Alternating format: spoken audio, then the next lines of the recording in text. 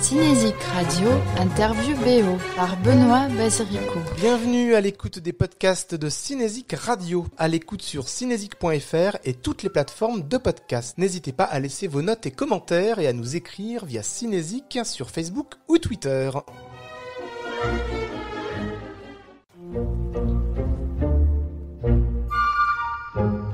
Bon, je commence, mais ça doit rester entre nous, hein. C'est le plus important. Interview du compositeur Erwan Chandon pour La dernière vie de Simon en compagnie de Sabrina Beccarin qui est la co-scénariste. Et nous entendrons tout à l'heure Léo Carman, le réalisateur du film au téléphone. Le film sort le 5 février, donc cette semaine. Bonjour. Bonjour. Alors donc on vous connaît déjà très bien Erwan parce que on vous a déjà rencontré à l'occasion d'une année polaire de Samuel Collardet. Vous avez en 2018, vous avez aussi signé la musique de Quand on crie au loup de Marie-Lou Berry en 2019. Vous vous exercez aussi bien au cinéma qu'au théâtre pour le jeu vidéo, l'animation. Vous avez été sélectionné dans divers dispositifs comme le 3e personnage de Aubagne ou encore la résidence Trio organisée par la Maison du Film. Donc là il s'agit d'un premier film de Léo Carman avec Benjamin Voisin, Camille Clarisse et Martin Carman. Simon, 8 ans et orphelin, a un pouvoir secret. Il est capable de prendre l'apparence de chaque personne qu'il a déjà touchée. Au sein de sa famille adoptive, un drame va survenir et une romance va éclore. Alors avant de parler plus précisément de ce projet, dans votre parcours, quel regard vous avez sur votre parcours de musique de film, Erwan, j'ai l'impression qu'il y a vraiment une génération aujourd'hui qui est bien présente. Il y a un renouveau de la musique de film. Vous avez conscience comme ça d'être dans un bon timing finalement ? Oui, j'en ai conscience et c'est une énorme chance parce que moi j'ai suivi le parcours qui m'était imposé par mes rencontres, par le hasard, par la musique que j'aime faire depuis ça fait maintenant une dizaine d'années que j'essaye de mener ma barque dans ce monde de la musique de film, commencer par des courts-métrages comme tu l'as dit, des documentaires, des pièces de théâtre, tout le temps en essayant de faire une musique qui me corresponde, en essayant de m'y retrouver là-dedans, ce qui est pas évident pour un compositeur de musique de film. On est quand même tributaire d'un projet qui est plus grand que nous. Donc on essaie de s'adapter et petit à petit, j'ai réussi à aiguiller mon parcours en me fermant des portes, en fait. Quand on me demandait de composer une musique qui me correspondait pas, j'ai eu tendance à refuser de plus en plus, ce qui a eu tendance à orienter les personnes qui voulaient collaborer avec moi et à m'appeler pour ce que j'aime faire, c'est-à-dire la musique symphonique. C'est vrai qu'il y a de plus en plus aujourd'hui l'habitude de faire appel à des artistes qui viennent de la scène, de l'album, en musique électronique, en rock. Vous avez vraiment un parcours classique de conservatoire. Est-ce que vous considérez que l'écriture, ce côté savant de la musique, est important pour faire de la musique de film, ou c'est pas forcément une obligation? Est-ce que ça vous enferme pas non plus dans un genre? Est-ce que, alors on le voit dans votre parcours, que vous pouvez aussi sortir de cette écriture classique pour explorer d'autres styles? Alors ce qui est magique dans la musique de film, c'est qu'il y a de la place pour tous les styles de musique, et c'est incroyable. Pour des compositeurs qui aiment être des compositeurs caméléons, ils peuvent le matin composer dans le style de Jean-Sébastien Bach et l'après-midi qu'on leur demande de faire un pastiche de NTM. C'est quand même incroyable.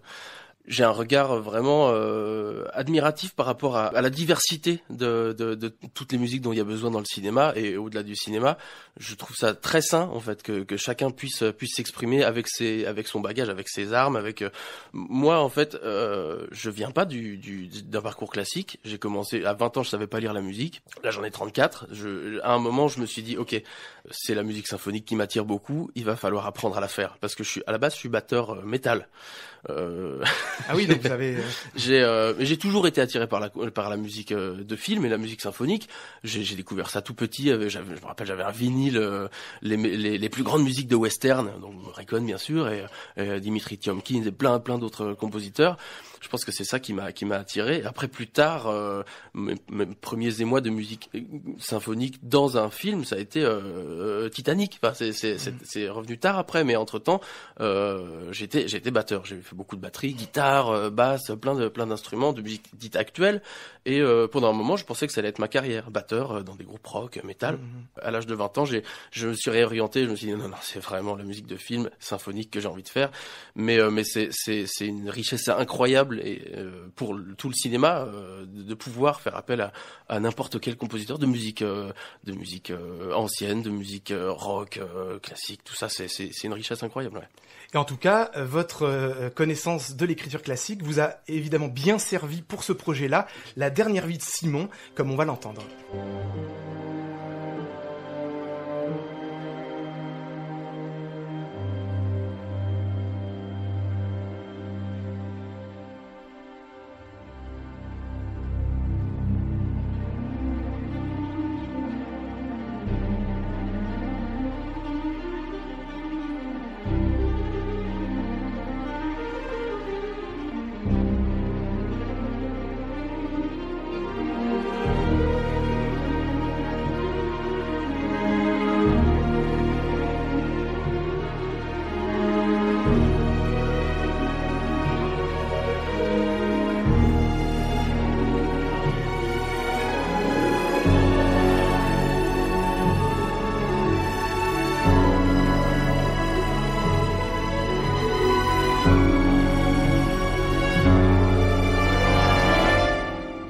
La dernière vie de Simon, musique d'Erwan Chandon, l'un de nos invités. Et donc, on entend dans cette musique toute la charge émotionnelle et romanesque aussi de cette histoire, avec un contenu très fantastique. Et là, je me tourne vers la co-scénariste avec Léo Carman, le réalisateur, Sabrina Beccarine, qui, donc, en coécrivant ce film, dans un domaine qui est très peu fréquenté par le cinéma français, finalement. Est-ce qu'au départ, quand vous aviez ce scénario-là, est-ce qu'il était à ce point-là inscrit dans le genre, et est-ce qu'il était facile, évident de le proposer pour un financement ? Alors au départ, il était encore plus inscrit dans le genre, il y avait beaucoup plus de codes, notamment les codes un peu américains, qu'on a un peu enlevé au fur et à mesure, parce qu'on nous renvoyait tout le temps, c'est trop fantastique, on fait pas ça en France, tout ça et tout. Mais je vous avoue qu'au tout début, quand on a eu l'idée du scénario et qu'on s'est lancé dans l'écriture, on n'a jamais pensé que ce serait un obstacle. Pour la simple raison que nous, on avait envie de voir ce film, en fait. Du coup, on s'est dit, si nous, on a envie de le voir, forcément, il y en a d'autres. Et ça répondait aussi à un style de film qui avait bercé notre enfance, enfin nos enfances, du coup, notamment avec les films des années 80, Amblin, Spielberg, Zemeckis, Cameron, tout ça, avec une envie de grandes émotions, d'envolées lyriques, j'allais spoiler le film, pardon. Enfin bon, ce genre de film, quoi. Les références Spielberg, évidemment, peuvent aussi s'entendre dans la musique par une référence plutôt John Williams. Voilà, c'est ce qui n'est pas pour déplaire à Erwan, j'imagine. Dans ce processus-là, justement, quand on est dans le genre, dans le fantastique, évidemment, on sait peut-être très tôt que la musique jouera un rôle important. Alors c'est venu au fur et à mesure aussi. Enfin, de base, Léo adore la musique de film, moi aussi, donc on savait qu'il y en aurait. Mais au fur et à mesure de l'écriture et de l'épuration aussi des dialogues et d'aller vraiment au cœur et à l'essentiel, la musique a pris de plus en plus de place. Et je me souviens d'une anecdote assez précise que Léo s'amuse à raconter aussi. Quand on est allé voir le film Drive, en fait, on est sorti du film avec Léo et on n'a pas parlé pendant 5, 10, 15 minutes. Et à un moment, on s'est regardé et on s'est dit, mais en fait, c'est incroyable dans ce film, le nombre de choses qui passent par les regards dans leur histoire d'amour. Et là, on est vraiment repassé sur le scénario en faisant une version comme ça d'épuration, en se disant, mais là, ça va être les regards et tout. Et dès qu'on enlève du dialogue, et dès qu'on se dit, mais là, on est dans les regards et tout ça, en fait, d'un seul coup, c'est la musique qui prend place, en fait.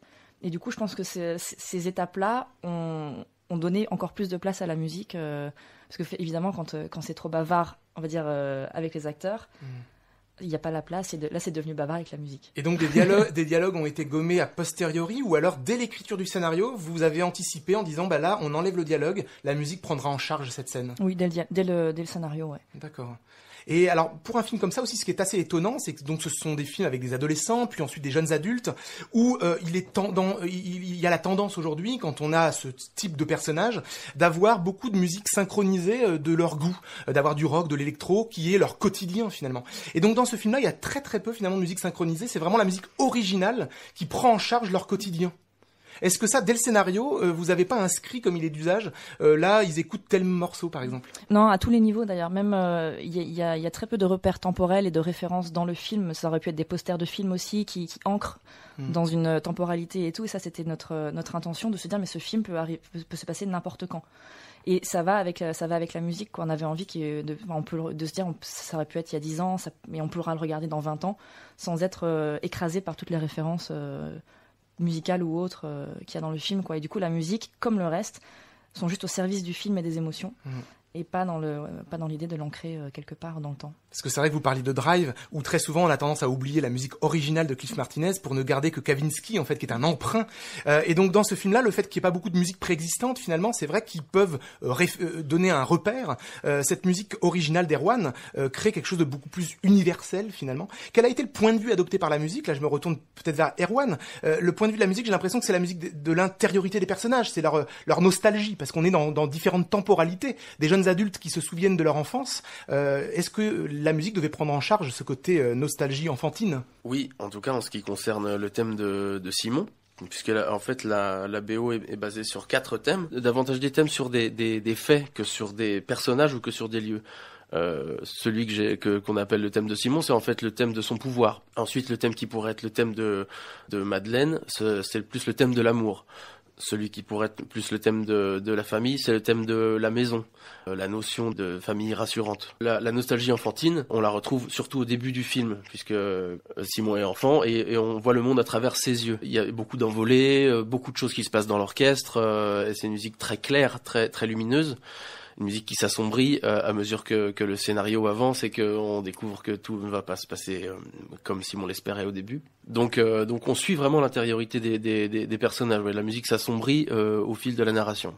Et il y a aussi une permission à l'émotion, quoi. Il n'y a pas eu dans votre écriture, Sabrina et puis Léo, il y a vraiment, vous avez osé aller dans l'émotion. En France, on a tendance à retenir cet aspect-là, peut-être souvent. Ah, moi, j'adore pleurer. J'adore quand les gens pleurent, rigolent, tout ça et tout. Et c'était vraiment, pour nous, hyper important. D'ailleurs, quand on écrit, on parle de structure émotionnelle. Donc, on construit le scénario en fonction de l'émotion des personnages, de ce qu'ils ressentent et de là où on va emmener le spectateur. Tout est construit en fonction des émotions. On a d'ailleurs, avec Léo, monté une boîte de prod qui s'appelle Emotion. Donc, c'est pour vous dire à quel point c'est important pour nous. Et de se dire aussi que l'émotion peut venir de beaucoup d'endroits. Et de dire que tout ne repose pas forcément sur l'acteur, sur le scénario, ou sur la musique, ou sur la mise en scène, que chacun va y apporter quelque chose. Et c'est au final, en fait, chaque département, en apportant son talent, et il est quelque chose de simple, va au final donner quelque chose qui nous emmène vers l'émotion. Eh bien, on va entendre dans cette musique d'Erwan Chandon cette émotion dans la partition, et ensuite quelques mots de Léo Carman, le réalisateur.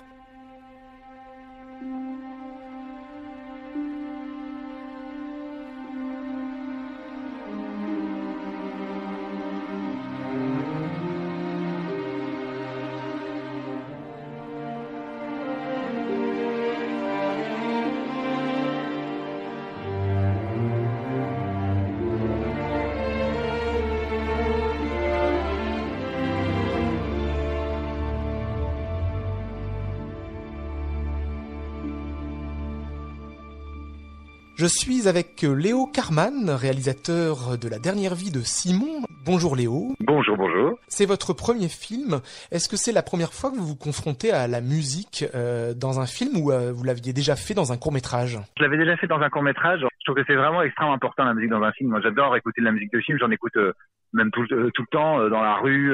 J'ai tout le temps ça en fait dans les oreilles. Parce que ça me permet de replonger dans les émotions d'un film sans forcément me refaire entièrement 2 heures de film, quoi. La musique de film permet de se laisser aller à des émotions enfouies. Très bien. Alors ce film-là est assez audacieux pour un film français parce qu'il flirte avec un genre plutôt américain qui est le film fantastique.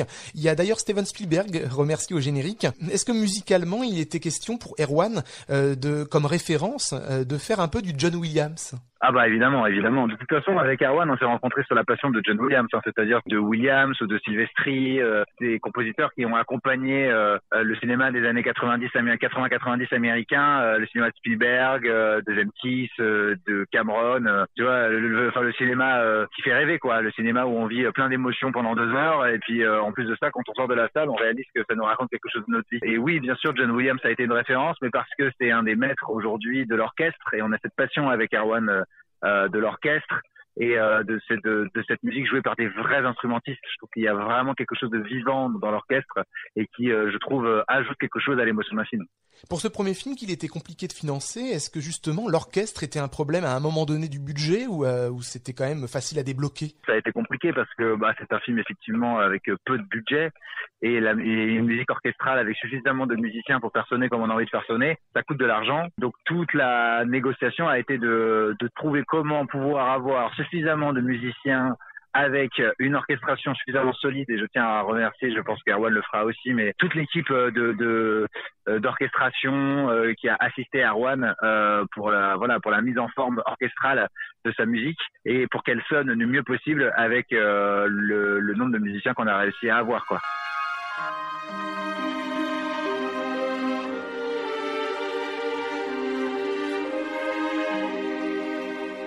À quel moment Erwan est intervenu et que vous l'avez choisi? Est-ce que c'était dès l'étape d'écriture ou une fois le film terminé? C'était bien avant le tournage. C'est-à-dire que généralement les compositeurs ils sont appelés sur un montage fini, ils ont entre 1 et 3 mois pour composer une musique. Ils le font à toute vitesse, ils doivent remplacer des musiques qu'ils ont témoins qu'on a placées sur le montage, qui sont généralement des musiques d'autres films ou des musiques classiques. Donc on leur dit voilà, on a mis du Wagner, c'est aussi bien que Wagner. Donc généralement ça leur plaît pas beaucoup. Et là ce qui était super, c'était que Erwan il a pu commencer à travailler sur le film dès le scénario. Du coup il a eu le temps de chercher, de se perdre, d'aller dans plein de directions différentes. On a eu le temps de chercher tous les deux. Et puis, ce qui était super, c'est qu'on a eu tous les thèmes musicaux du film avant de commencer le tournage. Et donc, du coup, tous les comédiens, tous les techniciens, tous les artistes du film avaient déjà de la musique du film dans les oreilles pour le créer. On avait déjà quelque chose de presque abouti avant même de tourner la première image. Et c'est vachement bien parce que quand vous parlez avec les artistes et les techniciens, les comédiens, vous parlez en mots, vous parlez autour de scénarios, vous parlez de manière assez intellectuelle. Et d'un coup, de pouvoir communiquer avec de la musique, de communiquer une envie d'ambiance, une envie d'atmosphère avec la musique, ça permet d'échanger sur un autre plan presque quasiment émotionnel. Alors il arrive que des réalisateurs soient un peu frileux sur la musique, la retiennent au maximum. Vous de votre côté, vous n'aviez pas peur justement à cette musique qui joue pour l'émotion, le soutien à l'émotion? Ah bah bien sûr, c'est ce que je préfère. Moi j'adore les grandes envolées lyriques, j'adore quand d'un coup on m'emmène, j'adore les violons, j'adore ça. Je trouve que on va au cinéma pour ça. Je trouve que le cinéma, c'est avant tout un spectacle. En tout cas, le cinéma que je préfère, c'est le cinéma de spectacle. Le cinéma où on en a plein la vue, plein les oreilles et où on peut laisser aller ses émotions et en plus d'être fan de musique classique en soi. Donc non, je pense qu'il faut toujours chercher un équilibre entre l'histoire qu'on raconte, les scènes qu'on a tournées, comment elles sont construites et comment la musique peut les soutenir. Il faut pas que la musique les dépasse et à la fois il faut qu'elle les soutienne et qu'elle soit à la hauteur aussi de l'enjeu. Donc tout ça a été un jeu d'équilibriste avec Erwan. Une fois le film tourné, de voir à quel niveau mettre la musique, que ce soit en termes de mix ou en termes d'orchestration, en termes d'importance, de présence, pour qu'elle puisse être au diapason avec les scènes elles-mêmes.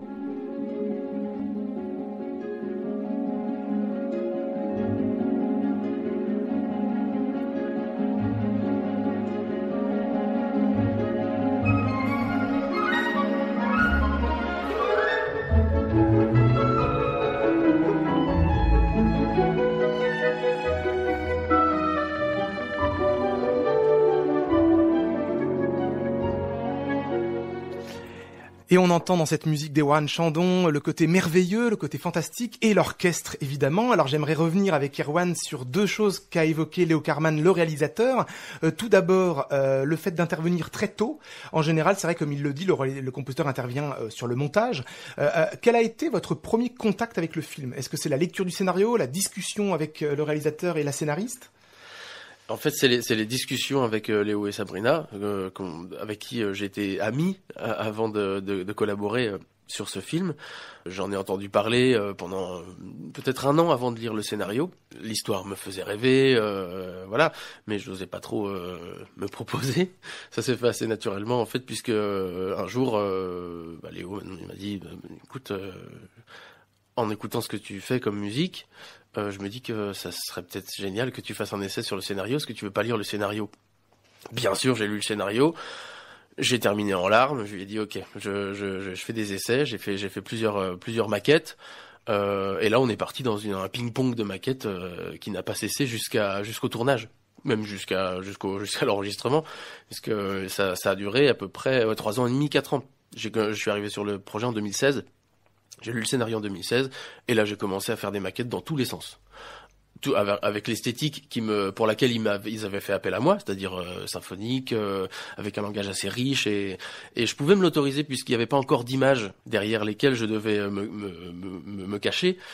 J'avais aucune limite puisque le scénario était là. Allez, on envoie des envolées lyriques, des accompagnements très riches Et moi, ça m'a permis de sortir de mes sentiers battus, puisque j'avais pas de deadline, j'avais aucune limite. Donc j'ai fait des erreurs aussi, je suis parti dans de mauvaises directions, mais on pouvait se l'autoriser parce qu'on avait le temps.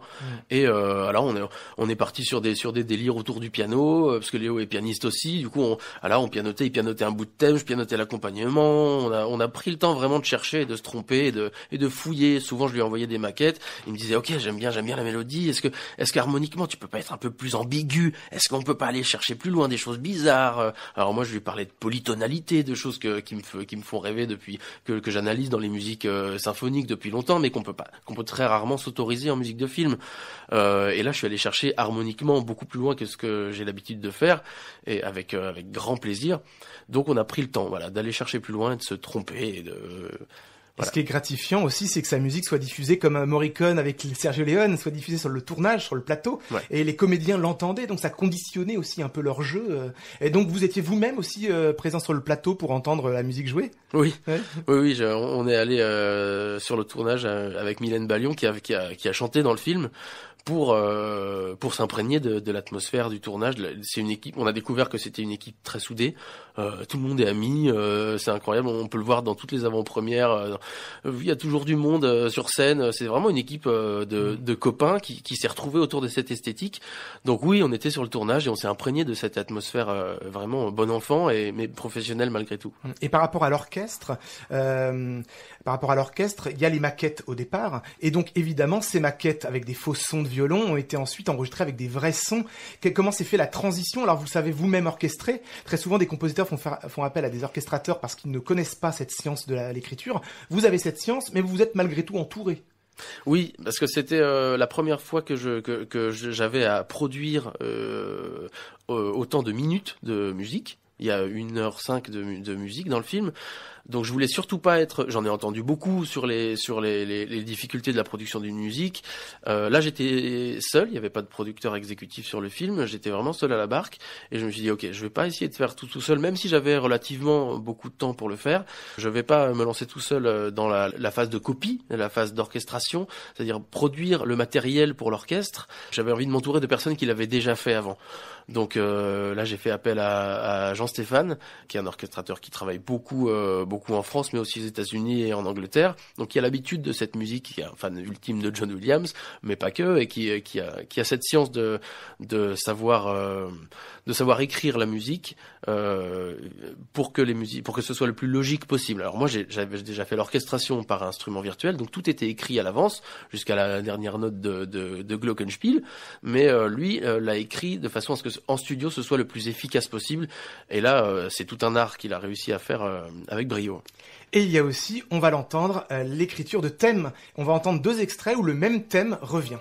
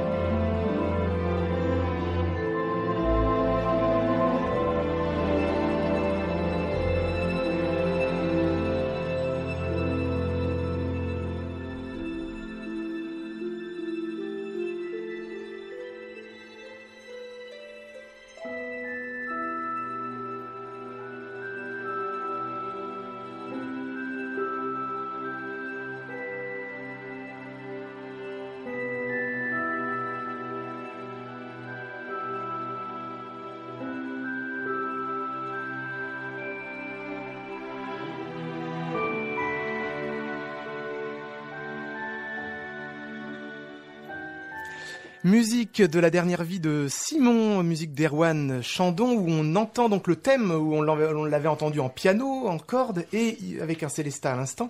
Cette écriture thématique, qui est d'ailleurs, j'allais dire, qui est pas née avec John Williams évidemment, mais qui est emprunt aussi de l'opéra de Wagner, ce leitmotiv associé à des personnages ou à des situations dramaturgiques. Le thème que l'on entend, à quoi est-il associé ?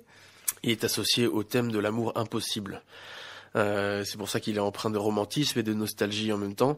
J'aime croire qu'il nous dit que l'histoire d'amour n'a pas d'issue, d'issue positive. Et ce que je trouve très réussi et très fort dans ce film, La dernière vie de Simon, c'est qu'il n'est pas uniquement uniforme sur une corde, que soit le fantastique par exemple ou l'émotion, mais il y a des ruptures de ton, où il y a des scènes vraiment où on rigole, donc il y a des scènes de comédie, ensuite une scène de romance poignante, et ensuite hop, il y a des envolées romanesques qui est fantastique.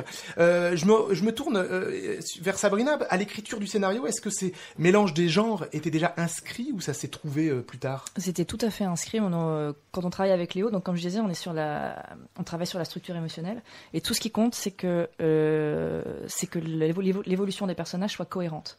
Et à partir de là, j'ai envie de dire, quand on y croit, on peut tout se permettre en fait, puisqu'on est avec les personnages. D'ailleurs, pendant longtemps, on avait des retours sur la fin qui nous disaient il y a trop d'action à la fin, tout ça et tout. Et nous, on ne comprenait pas pourquoi. Léo s'amusait à dire, c'est comme dire qu'il y a trop de vélo à la fin de E.T., c'est pas possible. Enfin, on adore le vélo dans E.T. Et en fait, on s'est rendu compte que ce qui donnait cette impression-là, c'était qu'on perdait un peu le personnage, son émotion, ce qu'il ressentait à ce moment-là. Et quand on a réussi à recentrer là-dessus, d'un seul coup, l'action est passée toute seule en fait. Et c'est vraiment toute la réécriture du film. À chaque fois qu'on avait des retours sur c'est trop fantastique, c'est trop ceci, c'est trop cela, il y a trop de genres, il y a 12 films en un, à chaque fois, on se recentrait sur qui est le personnage, par quelle émotion il passe, et du coup, tout venait se mettre au service de cette émotion. Et là, d'un seul coup, on peut tout faire et c'est autorisé, c'est accepté en fait. Et ce qui est intéressant musicalement, c'est que donc il y a ce mélange des genres, mais la musique ne tombe pas dans le risque de faire de l'illustration scène après scène, musique poète pour séquence rire, une séquence émotion, etc. Donc il y a une volonté de faire unité dans la musique. Ben, quand il s'agit de faire la musique d'un personnage qui peut changer d'apparence, le but de la musique est de garder un fil rouge émotionnel tout au long de l'évolution de ce personnage. C'était un peu le pari de départ. C'était vraiment réussir à faire accepter ce pouvoir surnaturel aux spectateurs, qu'ils puissent s'autoriser à y croire parce que émotionnellement ils sont rattachés au personnage. Et ça, je pense que dans la musique de film, c'est un des rôles principaux, c'est de pouvoir aller chercher le spectateur au-delà de l'histoire, mais juste aller le chercher avec ses tripes, avec son cœur, et lui permettre de croire à une histoire fantastique. Tout le monde le sait. Faut dire quelque chose d'autre.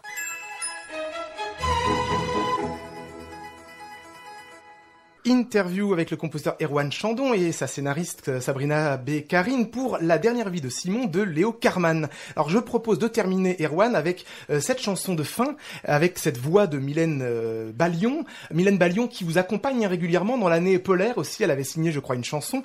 À quel moment cette chanson est apparue, cette présence ? Au moment où on a voulu donner un côté conte à la musique, où on s'est aperçu que l'orchestre avait besoin d'une touche de féerie supplémentaire. Il y en a pas beaucoup de musique dans le film et à la fin du film, on avait besoin d'aller piquer le spectateur avec une dose supplémentaire de fantastique, en tout cas de merveilleux.